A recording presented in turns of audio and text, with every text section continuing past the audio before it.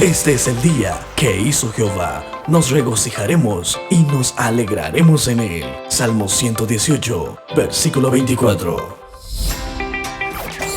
La familia Diego Lorenzo en San Vicente y Ulmajá estará realizando un culto especial de cumpleaños en la noche, viernes 10 de noviembre del presente año.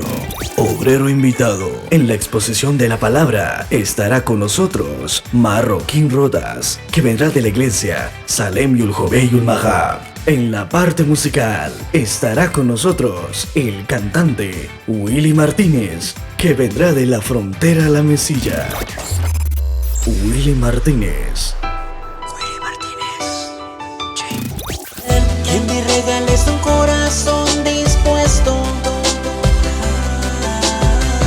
Solamente tu mirada mi espera. Y también estará Dúo Matías. Dúo Matías. Oh amigo, ven a Cristo, porque el tiempo ya te hace. Lugar de la actividad en la congregación Santuario.